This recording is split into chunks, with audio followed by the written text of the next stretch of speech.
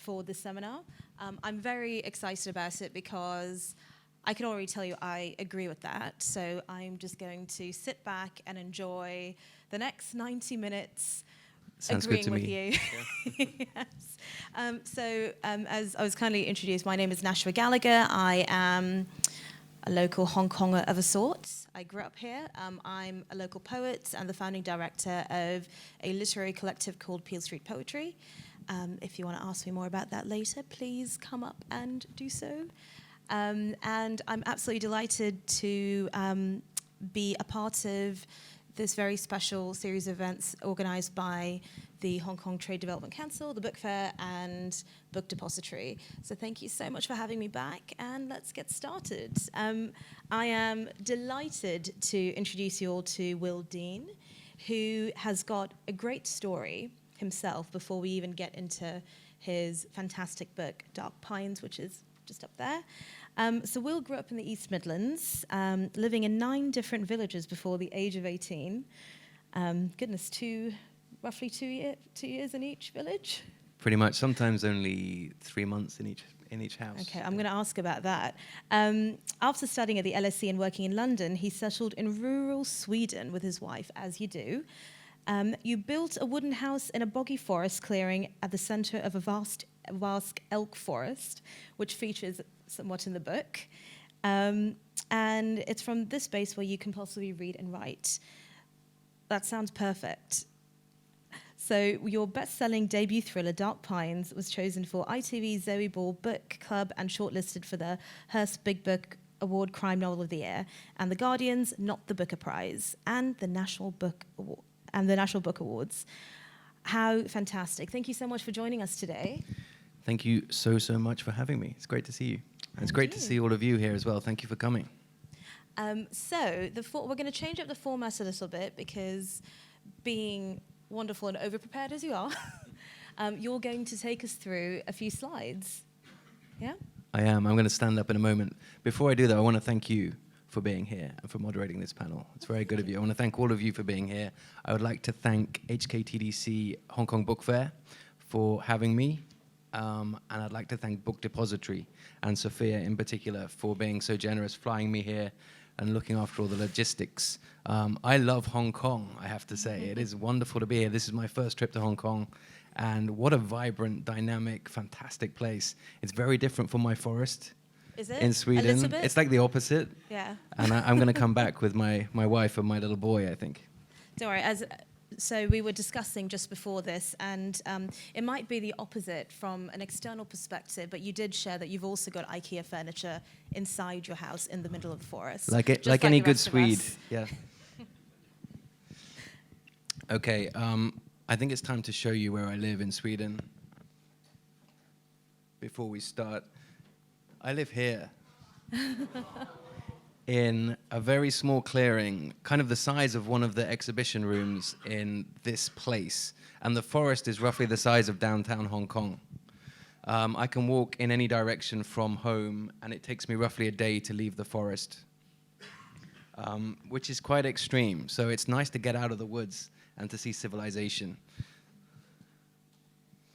Before I start talking about how books are so much better than movies, social media, iPads, and DVDs, I want to say that I love all forms of storytelling.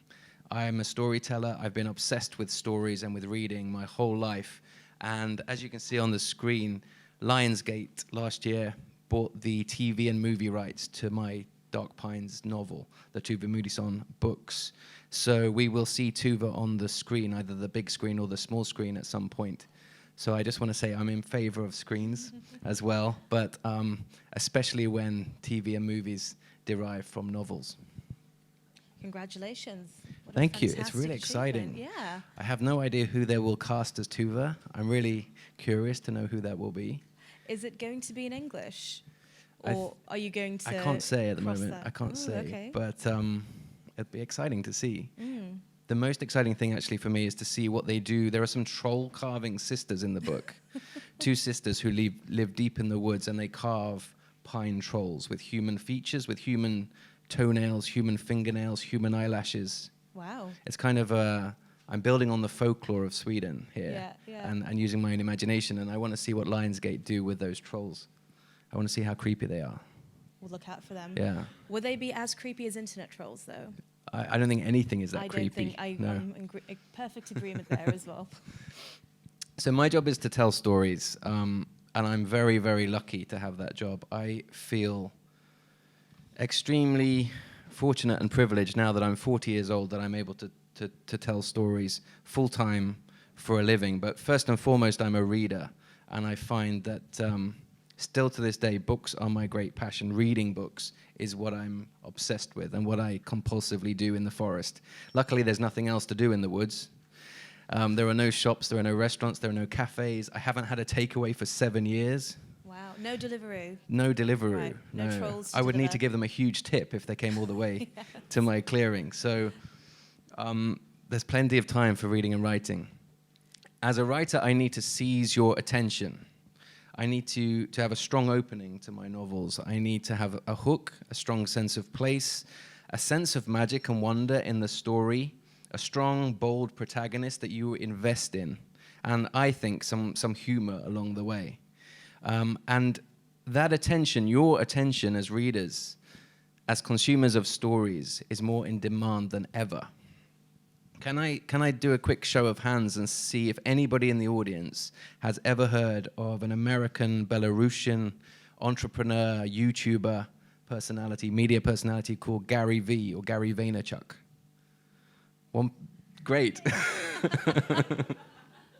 So Gary V exists in a very different world to the world that we exist in. He's not a book guy, he's an entrepreneur, he's a businessman.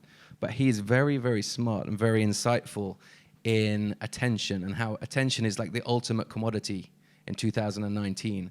Facebook are looking for your attention. Advertisers are looking for your attention. Amazon ad people are looking for your attention. Your attention is the ultimate commodity right now. And I wanted in this presentation not just to talk about books in a micro sense, but to kind of zoom out and think about books in a macro sense, and how books, in a way, have to compete for your attention with social media, with Snapchat, with Instagram, with IMAX 3D movies. You don't have that much free time, and books are definitely competing with a lot of sophisticated and addictive technologies. I was lucky last year. I had a big tube campaign, a big underground campaign in London. So the metro in London was plastered with posters for Dark Pines, which was fantastic. I felt very, very grateful, very lucky.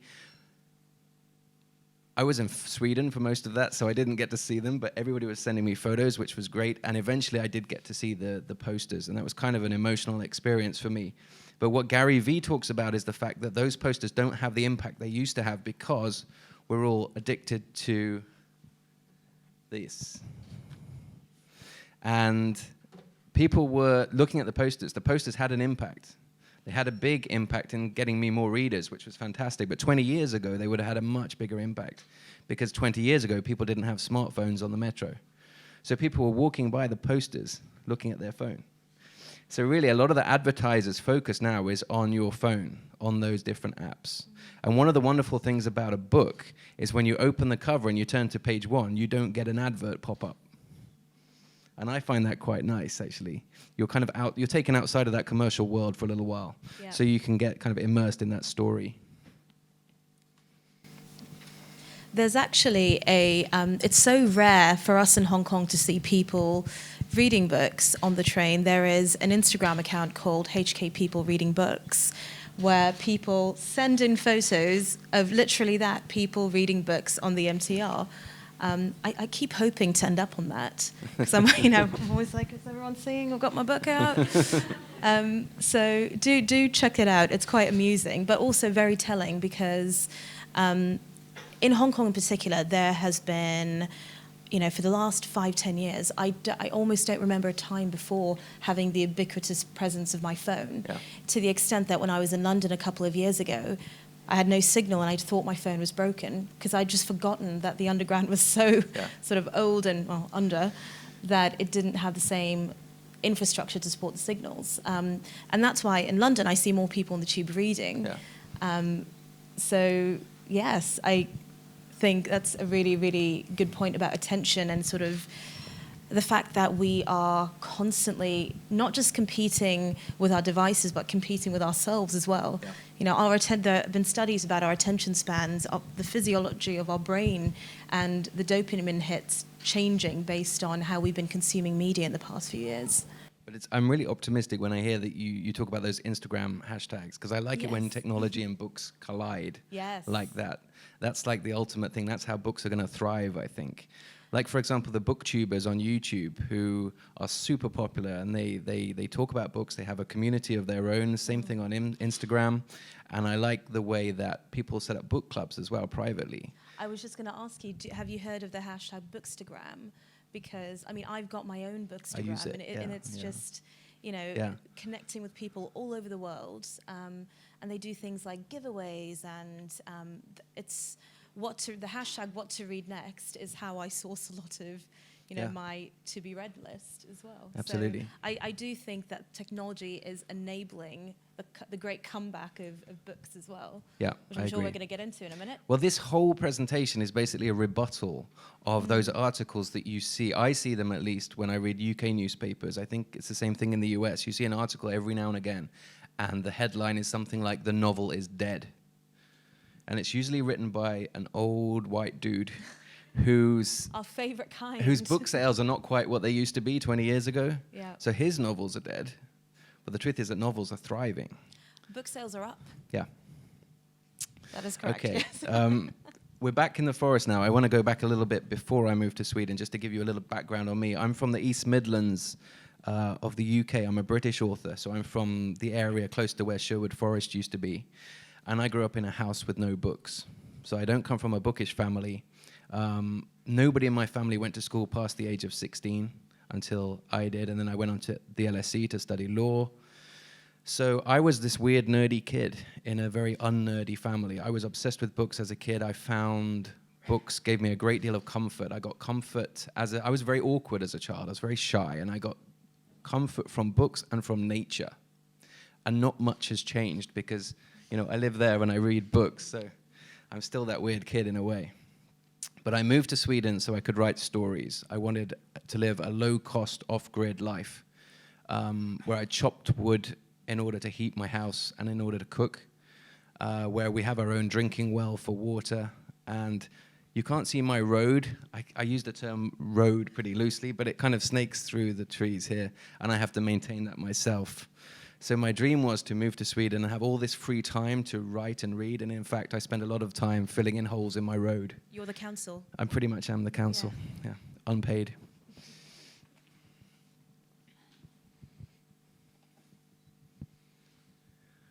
These guys are my neighbors. I get moose walking through the forest, walking through my garden every few weeks or every few months. And they're absolutely immense. It's like being on safari from my living room. They're kind of 8 foot tall, truly wild. They don't respect me at all. I had one once. It was outside near my car, and I wanted to take my kid to school. And he wasn't moving. He was just doing what he wanted to do. And I went outside with a huge saucepan, 2 saucepans, and banged them together. And he just looked at me. And there was no respect there at all, so we just had to wait for him to move on. But we live in a wild place. We have moose, we have wolves. It gets down to -25, -30 in the wintertime. We have our own well. The water comes out kind of okay, a little bit brown, forest water, but we're used to it now. And that location and this wildness informs my novels. There's a lot of nature in my books. There's a lot of isolation and claustrophobia because I find Sweden I'm like a kid in a candy shop with Sweden as my setting, as an outsider, as a Brit. I find those winters where it never really gets light just incredibly fascinating to know how that feels. I find the fact that your next town can be hours away and can be cut off by a blizzard just a great setting for any story, really. So my setting inspires all of the books. And in a way, the books have, I don't know if you're familiar with any of these TV shows, but the books has some of the atmosphere of Twin Peaks, some of the quirkiness of Fargo, Northern Exposure, True Detective. Yeah. So I love those kind of atmospheric, immersive forms of fiction. They're the kind of books that I read as well, and I've always read. I was a huge Stephen King fan as a kid, and some of that definitely comes through in my stories.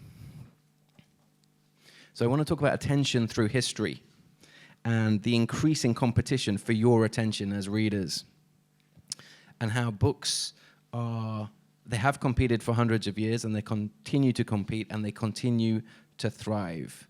And in a way, the more high-tech the world gets and the more addictive technologies become, the more I think we'll see a backlash back to books, where people will find that everything is so hectic that actually it's quite nourishing and quite healthy and quite reassuring to go back to a slow-paced form of storytelling and to lose yourself in a book. Completely immersive as well, isn't it? Because, I mean, we've heard the benefits of mindfulness and meditation being espoused, and for me personally, this is my favorite form of stopping time for a bit and time traveling. You know, going into a different world. And I think you're absolutely correct. I don't think it's a push and pull. I think it's people realizing that we're tired all the time and we don't know why. We're cranky all the time and we don't know why. And this is a very easy way for us to just stop all that and, you know, get back to basics, really. Absolutely. There are two big publishing phenomenon from the last few years. I don't know if they reached Hong Kong, but one was called hygge and one was lagom. And they're both Scandinavian words, kind of strange words. Hygge means kind of coziness, homeliness, and lagom means just enough, not too much, not too little. Isn't there a new one that's come out, which is something like drinking in your living room in various states of undress? There's a new, I promise you, it's I haven't heard about this this one. I one. have not made this one up. It sounds quite niche. But it was, well, niche for now. But it is that next one. But I remember when Hygge sort of went across, I first saw them in bookshops, and then I saw the articles, and it just seemed baffling to me that people had to be taught how to welcome the idea of coziness and intimacy back into their lives, and that just could be sitting at home and reading a book. I can understand it, because as a guy, you know, when I'm at home on my own, I'm not good at coziness. Like, I'm quite happy to get addicted into my phone or sucked into a movie or a sports thing on TV, whereas my wife is very good. She'll light a scented candle, and she's good at that stuff. So I need it. I need to be told, personally. But yeah, we're all different. But I do see on social media, on Instagram and so on, a lot of hashtags about the simple life, about cabin life, about minimalism, about low-cost living, people living on a boat or selling everything and living in the back of a van. These kind of extreme things, but I think a lot of it is a reaction to consumerist culture, materialism, and just being exhausted at being bombarded with adverts all of the time. And I think you've alluded to it now as well. So I don't feel it's just adverts, but it's also, that sort of thing, as wonderful as it is, can have a slightly detrimental effect, just purely because of how humans are wired. You know, we look at Instagram lives and assume that everyone else has it easier or better, or, you know, look at them, ex-bankers who've quit their jobs and are traveling North America in the back of a van, or tiny homes. That's another sort of subculture of people traveling with, building a small home at the back of their vehicle and traveling to different parts. Again, very North American, that idea. But I think it's sort of two things. It's not just the ads and the media, and it's the constant consuming of content created by content makers, but also your friends and family. And I don't think we've ever been this familiar with other people's lives or their living rooms before. For sure, for sure. And I love some parts of social media, but social media can make me anxious. Yes. Books have never made me anxious. Quite the opposite. That's maybe my favorite thing that you've said so far, because I think that as a counter to anxiety, books have just been brilliant, because if you just need to take a step back and focus on something else for a while and engage your entire brain, because part of anxiety is different for everyone, but one of the things about anxiety is your thoughts just travel and you can't control them. That loss of control can then be attributed to all sorts of things. But books have a wonderful way of gently muzzling the noise and just allowing you to immerse yourself into a great story. Absolutely. I'm going to go back in time now, take you back in time, roughly 100 years. My time travel is not exact, so you'll have to take these numbers with a pinch of salt. But roughly 100 years ago, the only real competition that books had in terms of the stories that you were consuming, you would have been consuming, was theatre, music halls, and newspapers. And they weren't for everyone. They were relatively expensive, especially theatre and music halls. That's pretty much all the competition books had. People were reading a lot back then. Even though literacy rates were fairly low and oral storytelling was still very common in many parts of the world, people were reading The Great Gatsby and getting excited about it. People were reading The Age of Innocence, Mrs. Dalloway, the Sherlock Holmes novels, Kafka, and people were reading Agatha Christie. And mystery is a big part of the book fair this year, and Agatha Christie is the queen of mystery novels. And I love the fact that there was a lot of hype back then about her books. You know, people were excited about the next book. People were talking to each other on the tube about those books. People were reading those books on the tube. It's wonderful to think about 100 years ago. No smartphones. You know, people were reading their Agatha Christie novels. 50 years ago, things start getting interesting. We have cinema, we have radio. Like I say, the numbers are very, very flexible, but we have cinema, we have radio. And entertainment starts to move inside the home with radio. We start to go from theater-based, music hall-based entertainment, community-based entertainment to the living room. And books have more competition than ever. Lots of towns have multiple cinemas, radios have plays, have news, have debate, have music, but books still thrived. This was the era of Hemingway, To Kill a Mockingbird, the great Maya Angelou, Ursula Le Guin, The Godfather, and Doris Lessing. 25 years ago, we had a massive revolution. Again, the numbers, take the numbers with a pinch of salt here, but we have TV becoming a lot more popular. Obviously, TV's been around for longer than that, but this was the time when TVs became largely affordable and in everyone's living rooms.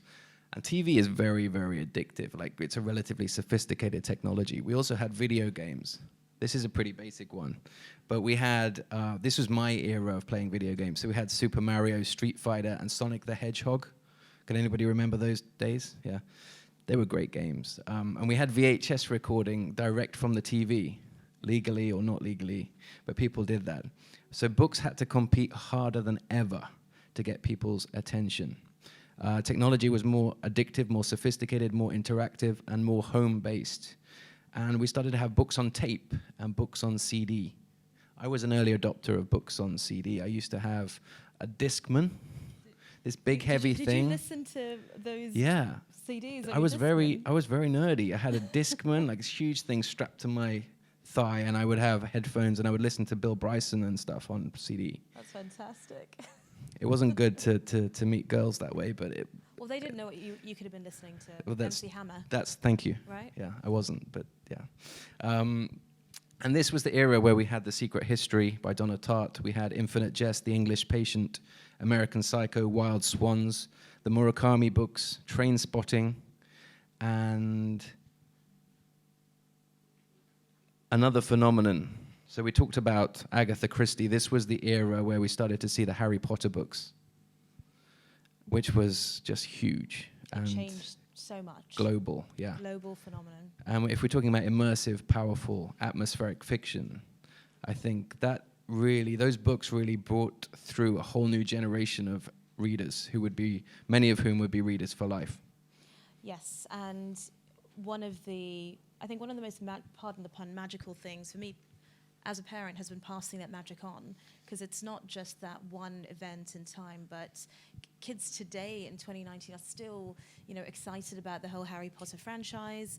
And I think part of it is because we've had stage adaptations, so The Cursed Child, and we've had theme parks pop up, and the Fantastic Beasts series, and all of that. But I would be very surprised if all of us who have read it don't still secretly wish for their letter from Hogwarts to, enter into that world. Absolutely. And I remember being on the tube every day. I used to get on the tube around 6 a.m. I used to work in the financial district of London for many years, and I used to see, 60-year-old businessmen reading Harry Potter. And I used to think that's very cool. I'm very happy to see that. That's a Yeah. wonderful thing. I think some of them were probably reading 50 Shades of Grey as well on a Kindle, Or but behind it, yeah. yeah. 15 years ago, media starts to get more interactive, more sophisticated, and more connected. We have the internet revolution. I mean, and again, like the internet was invented in the 60s. It's by some weird government agency. Yeah. The World Wide Web, Tim Berners-Lee in '89, I think. But I didn't get on the internet until '97 at the LSE. You're talking about mass adoption, Yeah. when it became synonymous with how we live, work, and play. Exactly. I had an American roommate at the LSE. First day at the LSE, he got me onto the internet. He was like, "You need to see this thing, this new thing." Google thing. Yeah, and he got me a Hotmail account. That was the first thing. And the second thing was, and we were in a communal computer room in the university. He was like, "I'm going to show you Playboy.com." And I said, "No, that's fine. You know, this is like a public, this is my first day. This is not a good idea." He's doing fine though. He's okay. Is he reading 50 Shades of Grey on the He tube? maybe he's one of those guys. This was the era of really sophisticated games. I don't know anything about gaming really, but my main character Tuva Moodysson is a gamer. This is where she gets a lot of her relief from, is losing time gaming and kind of getting some distance from herself, getting lost in a game. So she plays World of Warcraft, Resident Evil, Call of Duty, Grand Theft Auto, those kind of games. And when those games are played over the internet, they're incredibly addictive. Yeah. As some of you will know directly or through your children, they can be extremely addictive. And books need to compete with that, which is really, really tough. But they do compete and they still thrive. This is the era of ebooks. So all of a sudden, if you're a voracious reader, and I know a lot of people who read a book a day, some book bloggers and so on, they read a book a day. If they go on a 2-week holiday, they can't take 14 books with them, but they can take a Kindle. And they can sit on the beach and read their 14 books and not talk to their husband for 2 weeks. So it works. You know, Kindles are very, very good things for books, in my opinion. And audiobooks are a lot more sophisticated now. We have fantastic audible narrators who add a lot to the story. I love audiobooks. This was the era of my favorite book, personally, which is The Road by Cormac McCarthy. Great book. Love that. I read the book once a year, roughly. I probably want to read it more, but I stop myself. It's a bit too intense for me to read it that often. Yeah. For me, it's getting less and less intense because I know the ending. Yes. And I just see more and more beauty in that story and in his writing. Yes, and it's incredibly... so yesterday we were talking about sci-fi. We were talking about how fantasy, sci-fi, and alternative modes of storytelling can actually underscore what's most human about us, because you're looking at the world through a slightly distorted lens, and that tends to magnify, in this story, a relationship between a father and a son in a post-apocalyptic world. And it's heartbreaking and it's visceral, and I was in floods of tears every time I've read it. But it's a testament to everything you're taking us through right now. All these other forms of narrative and storytelling, yes, you can cry watching a movie, but do you feel as invested playing a video game as you do reading The Road? Absolutely. And The Road movie is good. Viggo Mortensen is great. Okay, but I don't want to watch that movie every year. Yeah. Whereas I do want to read that book every year. This was also the era of The Kite Runner, The Blind Assassin, The Life of Pi, more Harry Potter books, Lee Child books, which have been a phenomenon. I think he sells a book every 5 seconds somewhere in the world. The Game of Thrones books, and another phenomenon, which was the Da Vinci Code and the Dan Brown books. Yes. Again, something I saw everybody on the tube reading. And I'm really happy to see that. It's not the best book in the world, but it's but it's great that everybody's excited about it. It's a fun book, and it's just wonderful to see people picking up a book and reading. 10 years ago-ish, we have Netflix. Hands up who watches Netflix, please. Great, everybody. That's good, me too. Netflix. I love Netflix. In the forest, if we wanted to watch broadcast Swedish TV, we would need a satellite dish the size of one of those kind of astronomical telescopes in Hawaii that looks for life in other galaxies. It's that kind of thing. So we have Netflix on a little router. And in the forest, as long as the weather's not too crazy, as long as we don't have snow or wind or rain or sun or any kind of weather at all, we can watch Netflix pretty well. This was the era of the Apple revolution. Can you remember when we went from colorful Apple products to white, crisp Apple products to the kind of metallic aluminium Apple products, which are incredibly addictive in themselves?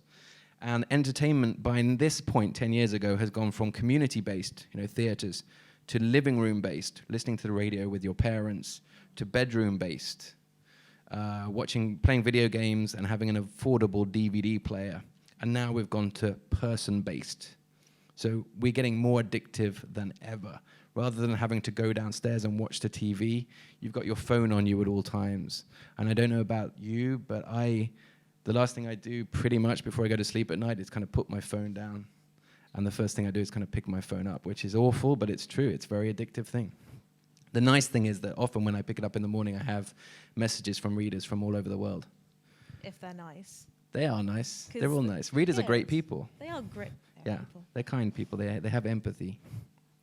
And this is the era where we have a lot of the novel is dead articles around, which is just one guy's way of selling a few more books and getting some publicity. But I think it's good to have a kind of optimistic rebuttal to those kind of articles. So that's what I'm trying to do. People worry about kids not reading anymore, but I see kids reading everywhere. There's a kids zone in the book exhibition here, and it's full of fantastic kids who are passionate about books. Brilliant, isn't it? Yeah, there's 1 million people expected to come through the book fair this week. 1 million people. And if there's any sign that books are thriving, then that's it, I think. There's a lot of debate. I think the parents in the room would agree with this, because we tend to get really nervous when we see our kids on devices. And there is reason to be cautious. The games are a lot more violent, a lot more realistic. Social media comes with a hornet's nest of connection and isolation almost at the same time. And our kids' brains are sponges, and they're developing, and we still don't know what the actual outcome of prolonged exposure to this sort of bite-size, absorption of media is. And I think it's really easy to get panicked and feel as though, they're not reading enough, they're not doing this, that, or the other. But really all it is they've just got more access to different forms of storytelling. And as long as we keep the relationships between all the devices, whether it's books or anything audio related or Netflix, if that relationship between them and the device or whatever they're consuming is healthy, then it can actually build a more immersive, more valuable sort of experience overall. You mentioned the Game of Thrones franchise.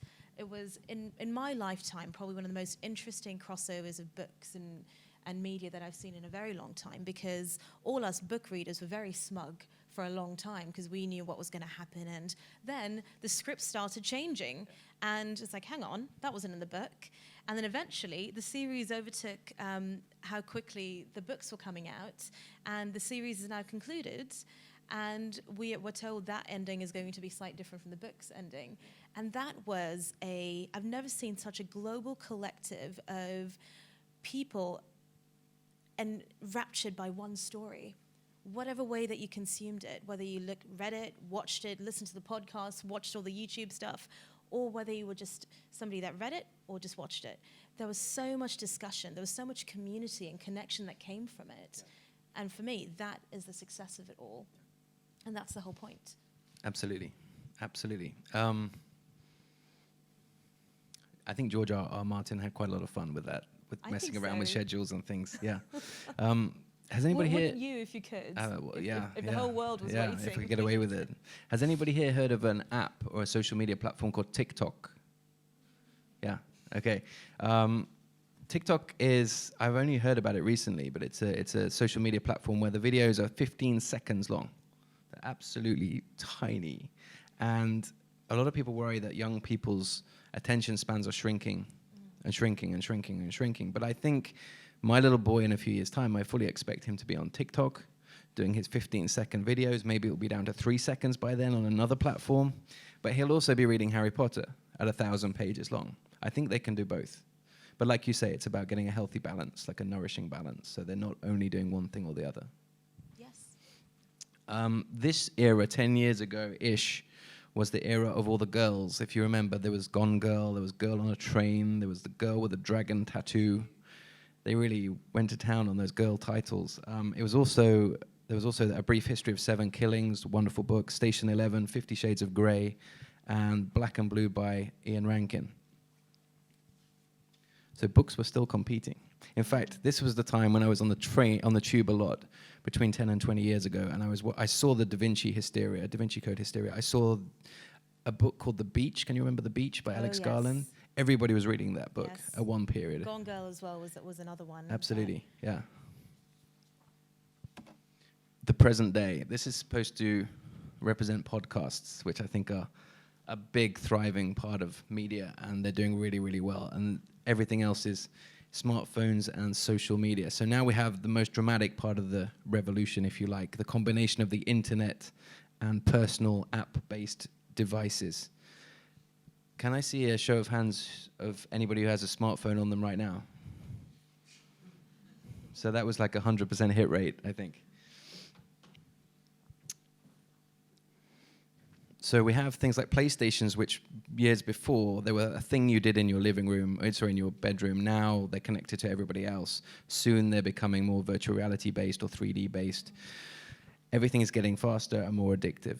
This is my kind of trend here that I'm walking you through. But people still buy books. People still read books. Books are all over social media. So you have that wonderful combination of the new technology and the 300-year-old novel. Now, in the last years, we have the fantastic Zadie Smith novels, The Hate You Give, Hunger, Book of Dust, The Miniaturist, Homegoing, and The Woman in Cabin 10, all huge selling books, very popular books, competing very well with other forms of technology. In the future, what do you think of this phone? It's like a mock-up image of a 3D kind of holographic phone, and that is a VR headset over there. So technology is not going to slow down. It's not going to become less addictive. There's no way we can stop this. I've got written on my notes here hoverboards, robot butlers, and flying drone taxis, which would be quite cool if any of those happen. And also Elon Musk takes over the world. But in reality, we'll have a lot more 3D TV. We'll have virtual reality. Things will go from being phone-based to watch-based, something we've already seen, to maybe contact lens-based. Google tried it where their glasses didn't quite work. But first go. Yeah, exactly. But books will still thrive, and we will have that backlash again where, I don't know if you've ever been to an IMAX screen or a big 3D TV, 3D movie screen, and you've seen an action movie or something. Maybe I'm getting old. I turned 40 this year, but I'm exhausted after 10 minutes. Yeah. It's just too many pixels. There's too much stuff coming at me. The noise is immense. I really enjoy it, but then I want to go back home and read a book and quieten down a little bit. With each new generation, we get new storytellers and new readers. Some of those storytellers would like to tell stories in an audiovisual form and some in a book form. But we have new readers coming through with every generation, and that makes me very optimistic. Kids naturally want to read stuff. They want to read stories. And there are many factors which make books and reading uniquely enjoyable. And now I'm going to talk about the 5 specific reasons I think books will thrive. I have skin in the game here. Like, I'm invested in this. I'm a book lover and an author, but I genuinely think these are the 5 reasons why books will continue to thrive. It comes down, first of all, to something you said a little while ago, which was that you can time travel, you can experience different people's lives when you read. And I really think that's true. If you don't have books in your life, you miss out on that experience of living 1,000 lifetimes in your one lifetime, which is a really magical thing to do. You miss out on that body hopping and that ability to travel vast distances to unimaginable worlds. And the empathy that it leads to. Absolutely, which we need more of than ever.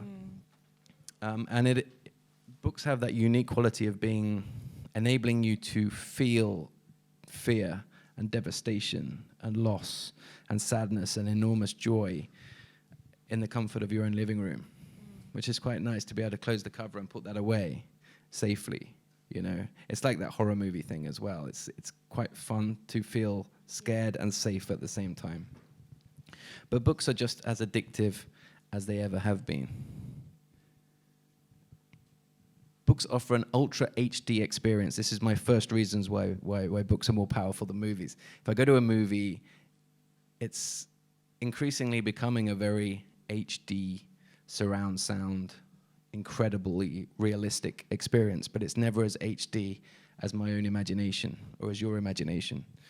I've chosen 3 movies here, all based on books, and there's no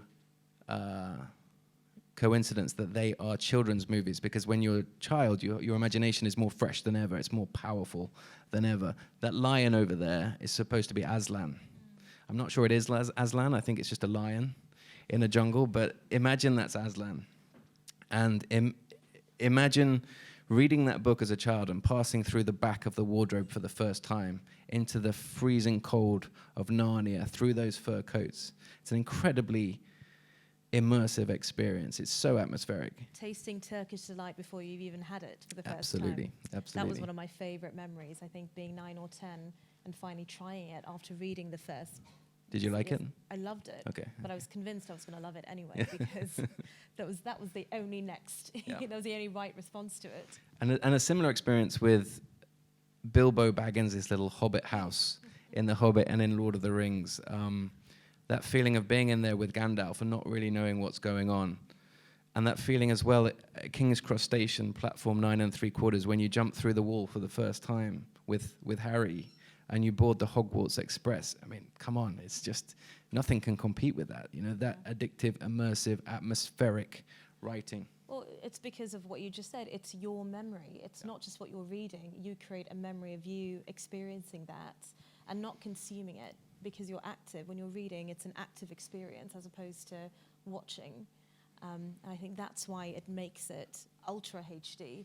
So true. In the best possible way. Yeah, when You're I part write of it, absolutely, I totally agree. When I write a story, I'm sketching the world, I'm sketching the place, I'm sketching the characters, I'm sketching the events, but you as a reader fill in all the colors and all the detail, and you use your own experiences to fill in those details and your own prejudices. So your experience of Dark Pines is completely different to everybody else's, which I really love. When I travel around the world, I often ask readers what they think Tuva looks like, because I don't describe her much in the book, because we see the world through Tuva's eyes. And the readers all have completely different answers. She's got a ponytail, I know. She has a ponytail, but often the reader's answer in such a way where they're basically describing themselves, which is really interesting, because the book is told from the first person perspective. Yes. But you're right, books have that wonderful chemistry of the writer meets the reader halfway. So it is a very personal, bespoke kind of collaboration. It is a collaboration in a way. There is no projector in the world as powerful as that imagination. There is no IMAX screen as high definition. There is no surround sound system as moving as what is inside your own mind.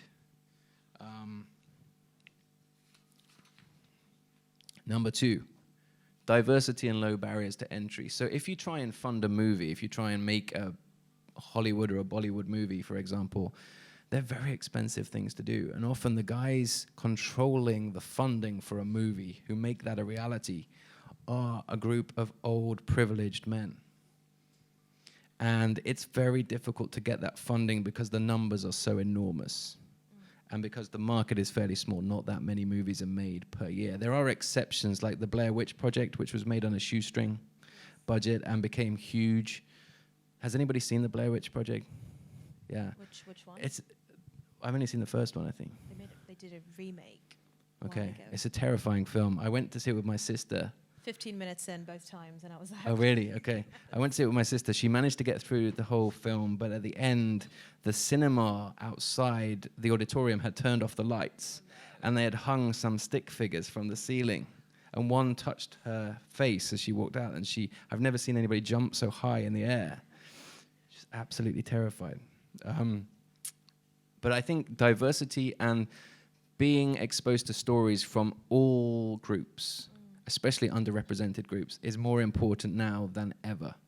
And we're seeing in the book world, in the publishing world, especially in the UK market, which I'm most familiar with, we're seeing more books written by people of color. We're seeing those books getting big deals. We're seeing more LGBT writers coming to the market. We're seeing more books being published in a big way by disabled writers, by working class writers. So it's a trend which is growing and which needs to continue to grow, but it's something that I see and I'm very optimistic about in the book world specifically. It's not perfect. There still needs to be more agents and editors of color. We still need to see more working class writers, but it's like the momentum is building, which is really great to see. But in other forms of media, it's not that easy because the numbers are so huge. If you have an indie press, for example, an independent publisher, they don't need to spend a huge amount of money on an advance or on publicity or whatever, and they can give writers from all different backgrounds a chance to be published, whereas in the movie world, it doesn't really work that way. For sure. Yeah. And what you said earlier about technology, that sort of meeting the sort of book industry halfway, we've really seen it thrive. So with independent publishers, self-publishing, it's really democratized the process. Before, when you would have to rely on an agent and a press tour to even get your name out there, you can now do that yourself. Your relationship as a writer with your readership is closer than it's ever been. And pros and cons, but Yeah. I think more pros than cons. I think so too, and a lot of those books are doing really well and finding audiences. Yes, I mean, even in my sort of patch of poetry's seen a real resurgence because of social media. Now, I don't agree with all of it, and I still am a huge fan of the craft and the work that goes into it, but it's really diversified people's definitions of poetry. It's no longer the shameful thing you do when you're 16, one of many, I'm sure, but it's something that's really taken it from a very niche sort of place and brought many more eyeballs, many more participants to it. Yeah. And I think that's the trend that you're describing of the broader book world. Okay, we've alluded to this already a little bit, but mindfulness and quiet time. This is something that I think books do extremely, extremely well. I'm going to do the show of hands thing as well. Can anybody raise their hand if they find the modern world, technology, all the craziness that's going on outside with the traffic overwhelming at sometimes? Okay, me too. I live in a moose forest. There's nobody around, and I still find it overwhelming. So it is easy to become overwhelmed when technology is moving so fast. Yeah. It really, really is. Even if you're 16 years old, you can still feel completely overwhelmed by how fast the world is moving. So I think mindfulness and quiet time are more important than ever. Definitely for me as a writer, but also for me as a human being and for everybody else. The whole checking your phone before you go to sleep thing. We've got to stop that. I've got to stop doing that. We've all got to stop that. It's so bad for us. And I know that when I make a conscious effort to leave my phone in another room and I read a book for 5 minutes or for half an hour before I go to sleep, I sleep better, I feel happier, it's much better. We're seeing increasingly popularity of things like yoga, social media retreats, meditation, and something kind of interesting, which is social media blocking apps.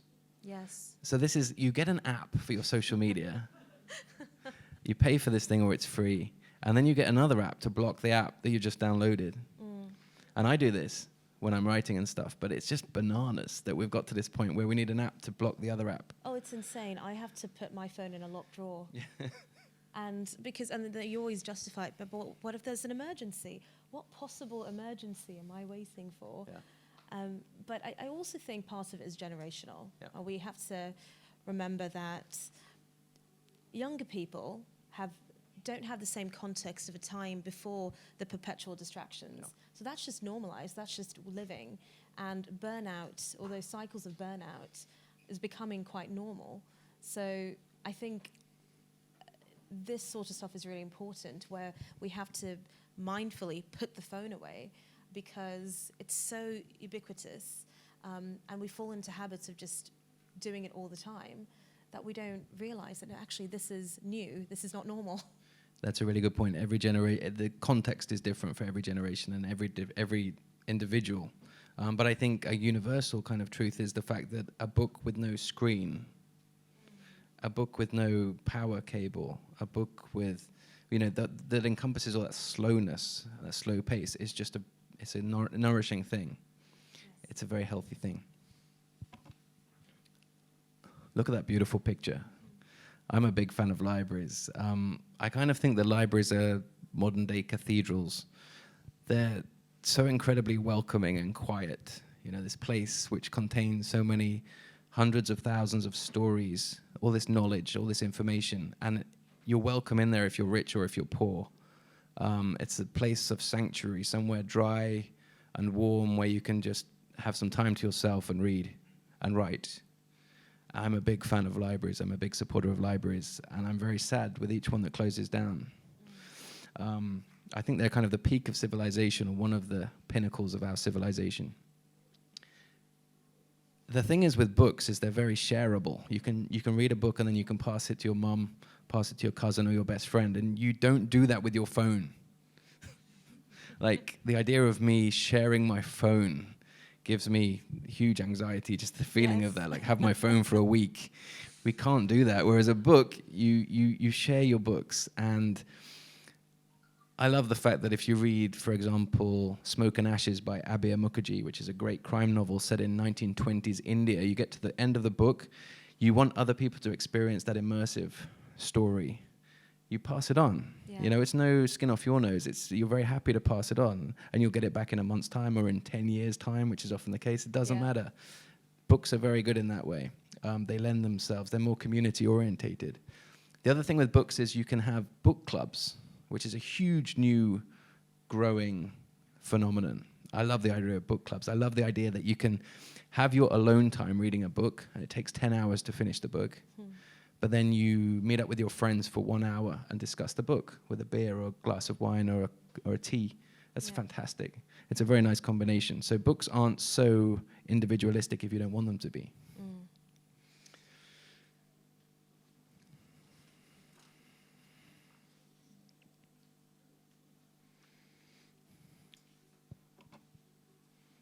Number 5, my final point, is that books are beautiful objects. And I'm kind of biased here, but this is my second book, Red Snow, the sequel to Dark Pines, and look at those red sprayed edges. I think it's stunning. This is a limited edition that was made for first edition hardback, limited edition, made for Goldsborough Books, a wonderful independent bookshop in London. And they sold out very, very, very fast. And I have one at home, and I just love that red. And that's something I don't get excited about on a screen or, you know, on a social media app. I don't find apps beautiful. You know, there's something about a beautiful book, especially one that's not written by me, to be honest. I would disagree with that, but I think the feel of a hardback book or a special edition book, it's a very, very special feeling, especially when it's a gift or it's somebody saying, I picked this up and I thought of you, because I think you'd really enjoy that. That's... the value transcends the actual value of the book. Yeah, absolutely. And it's kind of the icing on the cake. Like, the value really is in the story inside the covers, but the cover is the special thing that happens. And now I realize, I never realized before, how much work goes into a cover. And there's a huge team effort. Like, there's 5, 6, 7 people, as well as the designer, having an input, as well as myself, into the cover and the back cover and the typeface and the font and all these little details, which I think is fantastic. I actually went to see this book get printed at the printers, and it was a really emotional experience, seeing your book kind of get born over and over again. It was quite amazing. The thing is, books also stay beautiful. If you have an old first edition of a book you love on the shelf, it's still beautiful. Whereas, you know, your Game Boy from 1994 is not looking so good anymore. You certainly don't show it off on the shelf. Same thing with your phone. Your phone isn't going to have you're going to lose your charger in 10 years' time. You'll be 3 phones in. It's kind of throwaway technology. Whereas this is a terrible pun, but you are talking about shelf life here. I really am. I really am. The other thing is that books can be signed and dedicated by the author. And I cherish, as a reader, the signed books that I have from my favorite authors, because there's a little bit of them in the book. There's like that connection between the reader and the writer is intensified, which I think is wonderful. And also, I always read the acknowledgements at the end of the book, because then I get a little bit of insight into that author's private life, maybe into their journey to publication. I do the same thing. Yeah. And I don't know if you had the same experience, but I found writing the acknowledgements for my first book one of the most terrifying things I've ever done. So eventually I just went to all my friends and family all over the world. Yeah. Thank you. I think I'll do that for the next one. Yeah, that's a good idea.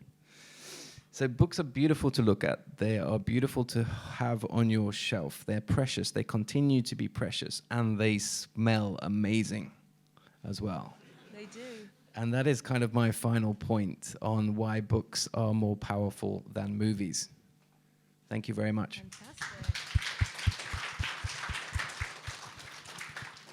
So on that final point on the smell of books, I've read this recently, as the fibers in the books, in the papyrus, I guess the paper, breaks down, it releases, I believe, vanillin. I probably butchered that, which is reminiscent of vanilla. It sounds delicious. Well, that's why it's, you know, that old book smell. Yeah. I mean, I don't know many people that don't like that smell. I think it's one of those, it's like fresh grass cut in the rain, and you know, it's one of those really evocative sort of smells. They probably sell like a scented candle. They do, actually. They do? Okay. They do. Took research into this very, very seriously. Well, first of all, thank you so much for such a fantastic presentation and taking us through the ages, not just of technology and how we interact with it, what we expect of it, how we consume it, but also reminding us of some great titles over the years. You mentioned things like representation, books like The Hate You Give, and contrast that to 100 years ago, where it was Agatha Christie, and it was all about plot. And, you know, prior to that, the only sort of similar Gothic type feel books came from Mary Shelley, where it was 18th, 19th century fiction. So it was a lovely walk down my bookshelf through the years. And so you're a book lover. What is your favorite sort of book to read? The road aside.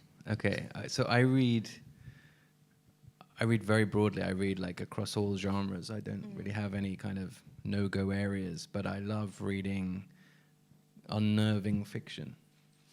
And that covers a lot of different genres, but I like uncomfortable fiction. The kind of story where you get into the first few pages and you feel like something's wrong here, but you don't know what it is. And Gillian Flynn does this very well in like Sharp Objects, for example. But, I mean, Cormac McCarthy, you know pretty much what's wrong, but it's unnerving all the way through. Well, because there's that constant menace. Yeah. Well, Room by Emma Donoghue. Absolutely. It has been one of the most, it still is probably top of my list of, we need to talk about Kevin, another one, just you're uncomfortable through all of it, but it's so worth it. It really is. And I remember when I was working in a hut in a strawberry farm when I was 16.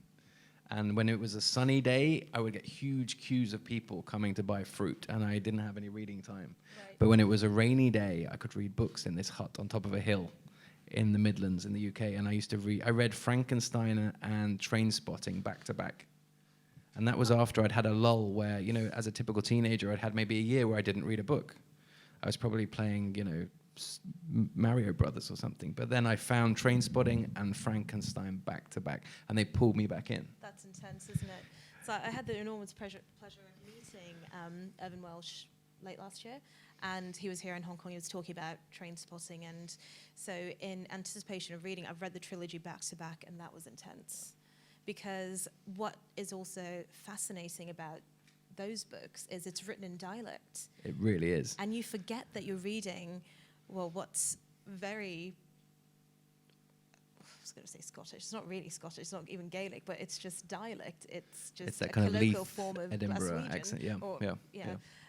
And that was, and that lends itself to what you were saying about how immersive it is. You forget that you're almost reading a very stylistic form of it. Now, I couldn't do a Scottish accent to save my life, but I can read in one. Yeah. And it sounds all right. Yeah. But no, I totally agree. And that book, it took me maybe like 50 pages to get into the book. Yes, for sure. And I was there in my hut. It was raining.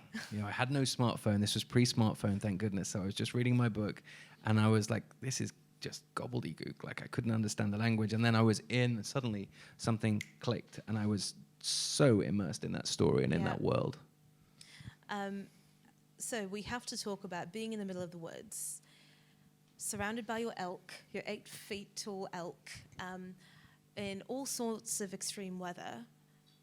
How do you bring up the nerve to write crime fiction, wouldn't you just be perpetually terrified as you're writing?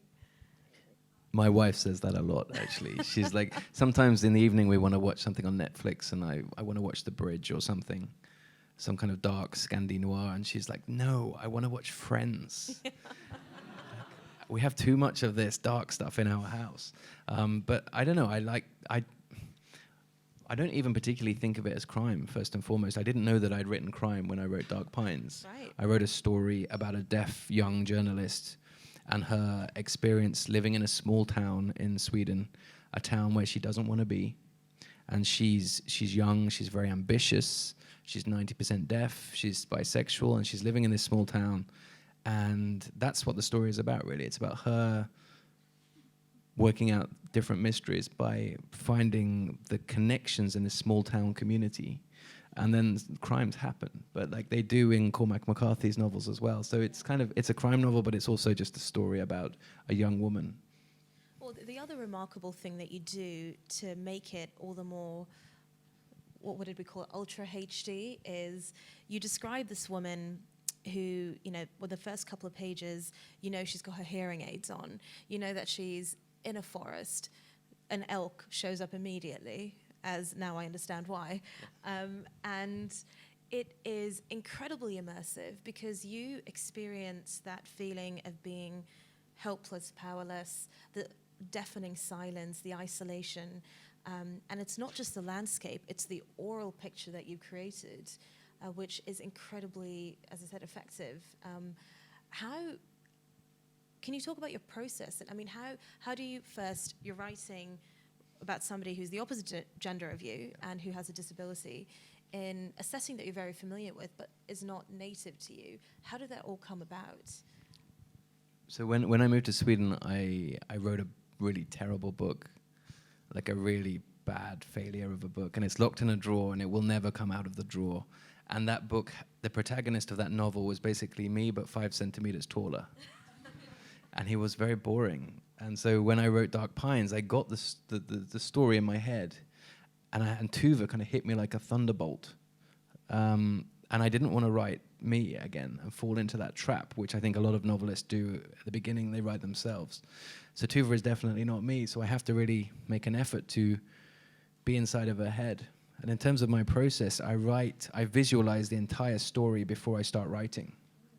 I have a YouTube channel, by the way, called Will Dean Forest Author, and I talk a lot about this if you're interested. But it's I visualize the entire story over and over again, so I know what happens roughly. I get the atmosphere. Like, I'm not so interested in the plot points, but I get the atmosphere and the characters, and then I write the first draft in 4 weeks, which is quite intense. So I'm like a zombie for 4 weeks. I'm in the woods, I don't leave the woods, and I write a chapter in the morning and a chapter in the afternoon. And after a month, the book is there. It's rough. It takes me another 11 months to rewrite it and to edit it and to get it into shape. But the story is out of me in a month, and then I'm totally exhausted. Efficient, but that's so interesting because, as we're having this conversation, you've created a picture of you being in the middle of the forest, but very disciplined, and the process is the atmospheric, the sort of credence or the importance that you put in atmosphere comes straight through the book. And I think that's really, really important for that particular story, but now also makes me wonder about the rest of your books, which I will be picking up sharpish. Thank you. Well, I can't be that immersed for 12 months of the year. My wife would leave me. I would just be too odd. So for 1 month, I can be that immersed. Right. And I can really lock myself into that atmosphere. So with Dark Pines, that atmosphere is the wet October elk hunt season in Sweden in the forests. With Red Snow, the sequel, it's February in the same small town. So it's minus 25 degrees. There's snow everywhere. It's completely dark. With the third book that comes out next year, it's midsummer, so it never gets dark. It's light all the way through the night. And midsummer is a very strange time of year in Sweden. People drink a lot. There's a lot of partying that goes on. You'll have to read the book to find out more, but it's a very strange time in terms of folklore and tradition in Sweden. But yeah, I don't want to be in that deep into those stories for more than a month. And so in your bio, we find that you moved around quite a lot growing up. Do you think that will continue in terms of you're in the forest now and it's obviously influenced your work, but what's next? Will it be Hong Kong? Will it be the complete opposite? That's a really interesting question. My guts tell me I want to stay rooted in the forest forever. Now, because I moved around a lot as a kid, and from village to village, like we never moved very far, but we moved around a lot. We had a very transient kind of life. Yeah. So I want the opposite of that for my child. I want to stay where I am. So my kid and my cat, I've got a giant cat the size of a dog. So they Does everything just come supersized? Pretty in the much. Swedish Yeah, forest? yeah. Okay. They know their territory, both of them. They're Right. quite wild. My boy, he never sees cars. He never sees adverts. I quite like that. It's a very innocent childhood. But at the same time, I realize I need to take him out of that as well and show him Hong Kong and London and New York and Tokyo and get him out to see the real world. But I like the fact that he's protected as well. Yes. And I personally need that quiet time in the woods, especially now as I travel so much. Like 2 years ago, before Dark Pines came out, I said to my wife, is it okay if I do 2 trips next year? I've got 2 trips booked next year. Because it's tough for her being in the forest on her own, with the wood and making a fire. She was like, that's absolutely fine. And last year, in fact, I did 23 trips. Wow. And so that's pretty intense. It's intense for me, and it's intense for her. So it's nice to have a kind of anchor point, a home in the woods where I can return to. And in relation to your work, do you think the setting will continue to be the woods? Well, Tuva hates the woods, so I like writing her there. Yeah. Because she's completely out of her comfort zone. Yeah. She would love Hong Kong. She would love the food here. She would love the culture here. She loves big city life. So I can't put her here because she would be happy. And what kind of thriller would that be? So I keep her in this small town where everybody knows each other's business. There's lots of gossip. Yes. I'm going to keep her there, I think. Yeah. Well, thank you. That was really great. We're going to open the floor for some questions, and I might throw some in between. But has anyone got a question? It could be about anything. It could be about the book. It could be about the elk, the forest, Harry Potter.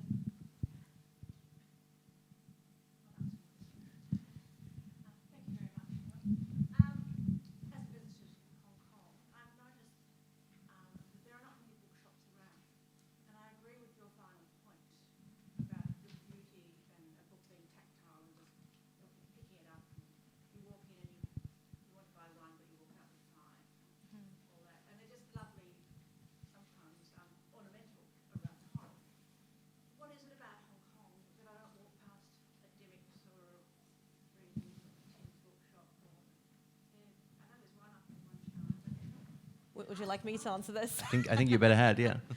So we used to have a Dimmicks. The unfortunate thing with Hong Kong is, in one way or the other, everything goes back to us being the most expensive rental city, or the property city in the world. We've got a chain, probably the biggest English language chain is called Bookazine. There are lots of Chinese language chains like Commercial Press and JP Books and so forth and so on. But the emphasis there, you look at them, they look like retail spaces. There's stationery, there are textbooks. It's not just like walking into Waterstones or a Dimmicks in Australia or Borders. Or I visit a bookshop whenever I go abroad with an extra, suitcase. But my counter to that would be they may not be visible like a lot of things in Hong Kong, but they're there. And our library system is honestly one of the best things about the city. I can go to the library in Central and check out a book and put it in one of the book drop bins in the MTR, and that'll go for no charge back to another library. Or I can go to the biggest library, the Central Library in Causeway Bay, pick up a book and return it to the one in Yuen Long. They've even started a vending machine type situation. It's almost like a jukebox. I was very excited the first time I went down to the harbour in Tsim Sha Tsui and I saw it and I was like, what's that? And you could literally just select a book, scan your ID card, pick it up on the day, and then return it to any of the other libraries in Hong Kong. So the 1 million people that come through the book fair every year is indicative of interest. Yes, many of them are also here. Many of them are concerned parents that want to get more textbooks for their kids, which I've been there. I've been on the other side of that. I get it. But there is huge interest in reading in the city. It's just below the surface, like many of the best things about the city are. I hope that answers your question, though. Yeah. But I know what you mean completely. As soon as I get to London or to New York, I go to Barnes & Noble or Waterstones or Dawn's, and I'm just kind of picking up the books and looking at them and feeling them. And some of the beautiful special editions, you know, the Ali Smith books and so on, some of the cookbooks even, like they're just beautiful objects. And it's difficult if there are no bookshops around. It is difficult. I have the same thing in the forest. You know, I have to order books from Book Depository, for example, which is great. Do they deliver to the forest? They do, yeah. I've got a post box. I've got a post box on a stick. It's like a plastic box 2 kilometers from my house. So every day I hike through the woods, I get to this plastic box. You put your post box 2 kilometers away from that. It's the closest the postman will come. There's no road after that.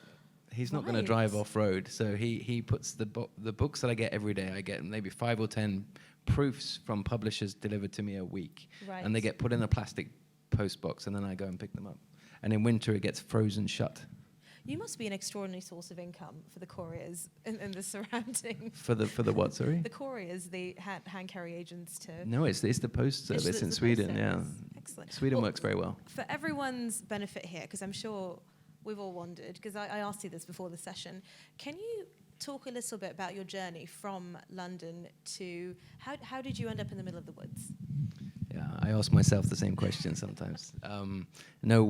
My wife and I lived in a 1-bedroom flat in London for 15 years. And London is not quite as extreme as Hong Kong in terms of property prices, but it's very difficult to get like a 2-bedroom flat. So we had a 1-bedroom flat, and I was craving some space to grow some food and to live a more simple life. So we found this clearing on the internet, a clearing in a forest. And it was really inexpensive because Swedes don't want to live in the forest anymore. Doesn't that sound like a crime fiction novel to you? Right, couple finds. Don't tell my wife eBay that. eBay listing, buys plot of land. So what happens next? We flew over.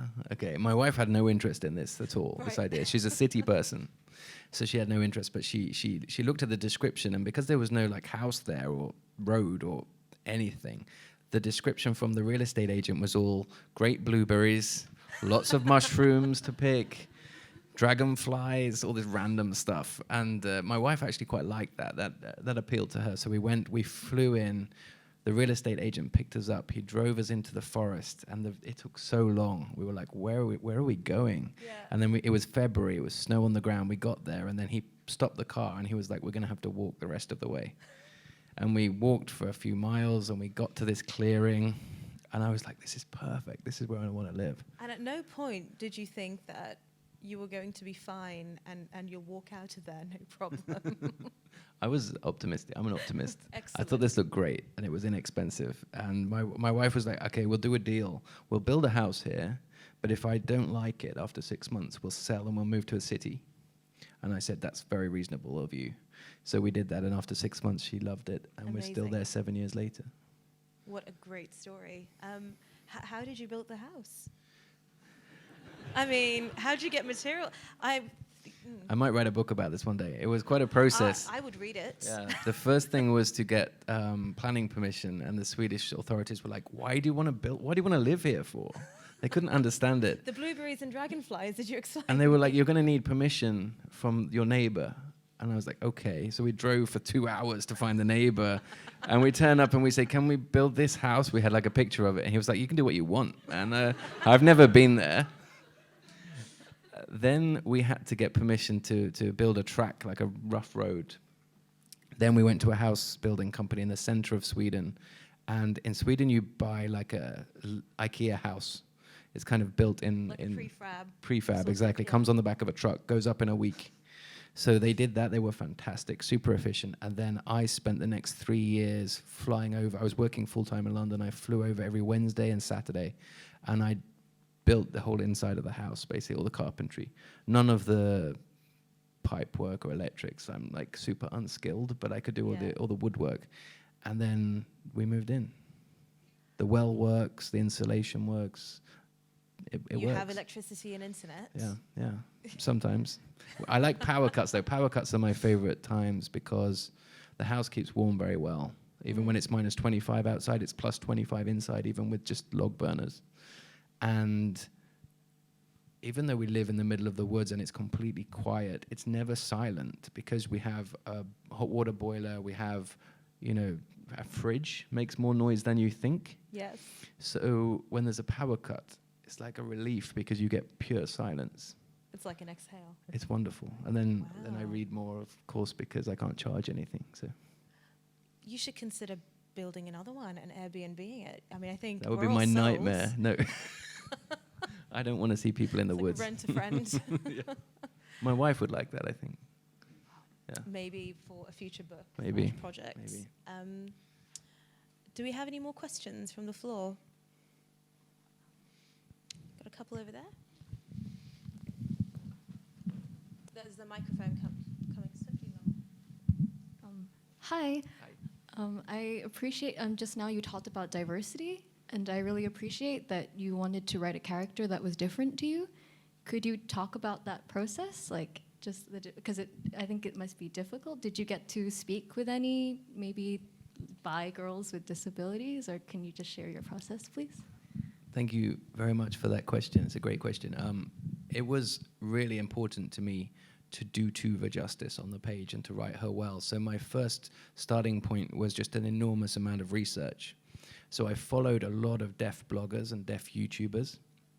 I read a lot of information, whatever I could really, about bisexual women, about deafness, about the hard of hearing kind of deaf community, about people who are terrified of nature. So all of Tuva's personality traits, I basically went into huge amounts of research because I didn't want to make mistakes. I didn't want to insult anyone. I wanted to do Tuva justice. Tuva is like, aside from my wife and my boy, she's like the most important person in my life. So I have to do the right thing by her. So I did a lot of research. Then I wrote the book.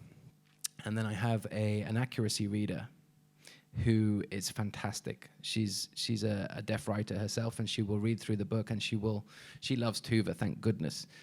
But she actually wants to play Tuva in the movie, which I think would be very cool if that happens. But she goes through the whole book, and she'll pick up a couple of tiny things that I just wouldn't have known.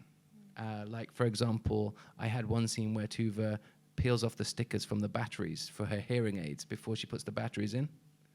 And my accuracy reader was like, you should leave the battery for a minute before you put it in the hearing aid because it extends the life of the battery. Right. Just little tiny details like that I would never have known. So I'm really indebted to her. But yeah, it's a huge part of the Tuva books, and it's something that I get very touched when I meet, especially when I meet deaf readers, and they say that they like the books and they like Tuva. That's like the best thing I could ever hear. I think we had one more question in that.